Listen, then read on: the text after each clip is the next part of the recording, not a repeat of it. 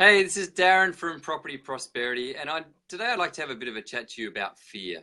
And if you look back over your lifetime and you look at all the times you sort of thought about doing something and you thought, well, maybe, when you're younger, you're like, well, maybe I don't have enough experience. And then as you get older, you think, well, maybe I need to wait till I can earn a bit more money in my job or I get a bit settled. And then you think, well, maybe I just need to wait before I want to travel a bit before I start doing things. And then I think, well, now I've got a family, so I don't want to take a risk. And then as time goes on, then we start to build up this, money we've saved up, and we bought our house, and we have all these, responsibilities. And then we don't want to risk everything that we've worked so hard to save up.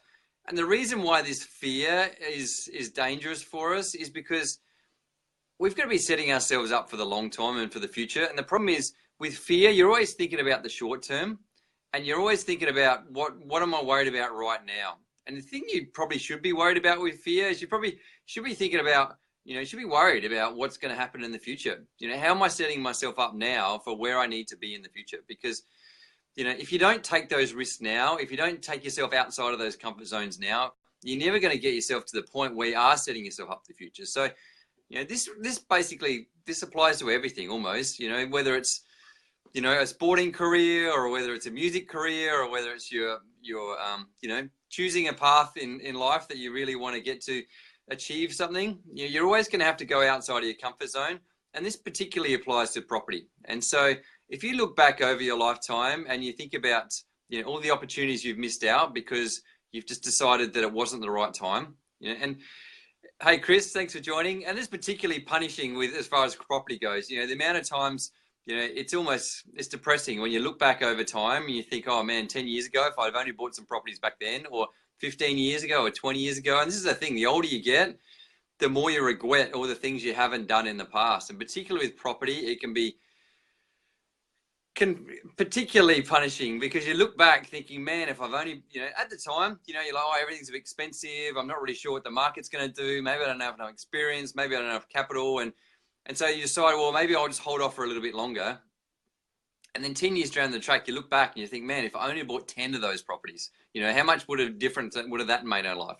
And you look 20 years down the track and you think, man, if I only bought those properties back then as I did now, how much of a difference would that made to my life? And the crazy thing is we're always got these same, although we look back in the past thinking, oh, if I'd only done something, we still look at the present and we say, oh, I know, but I can't do it right now because I've missed my chance. And because I can't do it right now because I've got a family to worry about, or I can't do it now because I've only got another 5 years to retirement, or there's always a reason why you can't do something. And so what that's stopping us from doing is achieving our goals where we want to get to later on in life. And so, when you think about it with property, they talk about, if you think about retirement, they talk about having about 70% of your pre-retirement income. So let's say you're on 100 grand a year when you retire, then you're essentially meant to have about 70 grand a year in your retirement. And so imagine you retire when you're 65 and you're going to cark it when you're 85. So it's 20 years that you're going to be living for. So you need 20 years times by 70 grand a year. So that's like $1.4 million. And in reality, nowadays, because we're all fit and healthy, and when we retire, or I'm not ready to retire yet, but when I do retire, that's when people want to start to travel and go out and enjoy life and all that sort of stuff. So you're probably going to need more when you retire than before you retire, because before you retire, you're still working, so you don't have an opportunity to spend a lot of money. But once you retire, you're going to be out doing a whole pile of things. So you probably need more than your 70%. You might need 130% of your pre-retirement income. So you think about that. And obviously over time, over the next 20, 30 years, we're probably going to live a longer than they are now too. So literally we're going to have to save millions of dollars when we get to retirement. So how's that even possible? Let's say you've only got another 20 years to retire. And let's say you are earning 100 grand a year. So you've got 20 years to save up $1.4 million. How are you going to do that? You're going to have to save 70 grand a year for the next 20 years. So you're going to be living on bread and water for the next 20 years just so you can set yourself up for retirement, which is not possible. So you've got a few options besides saving money, because saving money is not going to make it happen. So you either, start up a business, which for a lot of people, if they've got their day job, it's quite hard to do. You can either then invest in shares, which for a lot of people, it's a bit of a black box. They're a bit scared of putting money into shares.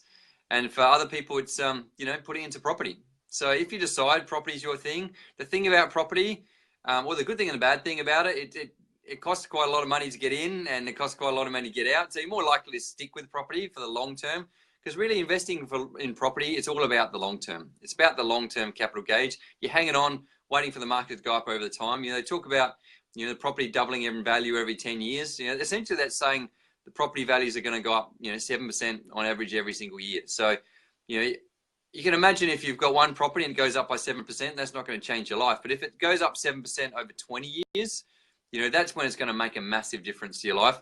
And to be honest, even one property going up by 7% every year over the next 20 years, it's going to be better than having no properties. But really, you need lots more properties. You need, you know, 5, 10, 15, 20 properties when you retire. Because the good thing about that is then you can sell half of them, pay down the debt in the other ones, and then you've got income coming in from those properties, and it's just cash flow straight in your pockets, paying your bills, and you've got all this equity built up there that you can pass down to your kids. So the thing about this investing thing, it's a long-term strategy. You know, it takes, even if you are going to do property development, or you're going to do, you know, renovations, or you're going to do something, you're going to create extra value, so you want to make all this money in the short term, it's still something you need to learn over time. So it's still going to take you time to learn that anyway.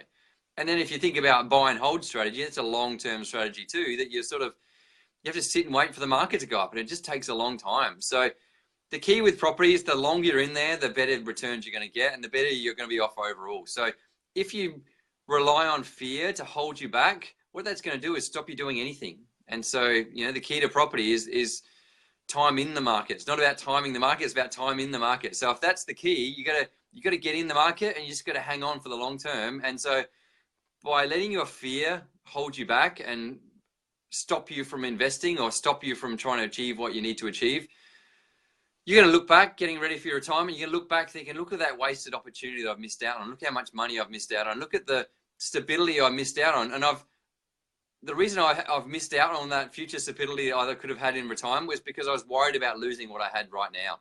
And so the problem for that is, you know, you're always going to have a reason why you don't do something. So what you need to do is you need to say, okay, well, I understand why, you know, that it's risky and I'm a bit scared about doing it, but I'm going to do it anyway. I'm just going to get, you know, inform myself as much as possible, get as much advice from as many people as possible, you know, take on a mentor or take on someone that knows what they're talking about, and you can learn from their mistakes. You don't have to necessarily make mistakes. And so that's a good way to eliminate some of the risk and alleviate some of the fear associated with investing or developing or renovating or whatever it happens to be. So hopefully you can understand why fear is really holding you back, and how much fear can actually cost you in the long term. And, you know, you don't really want to look back and realize that, you know, you didn't do a whole pile of things just because you're afraid of losing what you had right then. But, you know, in actual fact, what it's costing you is what you're going to have in the future. So hopefully it made sense, and hopefully you like what I had to say. If you have liked it, click on the like button. If you haven't liked it, still click on the like button, because I really appreciate it. And if you've got something you'd like me to talk about in a future episode, then put a comment in the comment box. Or if you've had the situation when you've looked back in the past and thought, man, if only I bought some extra properties back then, how much of a difference it would have changed in my life, then yeah, I'd love to hear about it. So thanks, guys, and I look forward to catching up with you next time. Bye for now.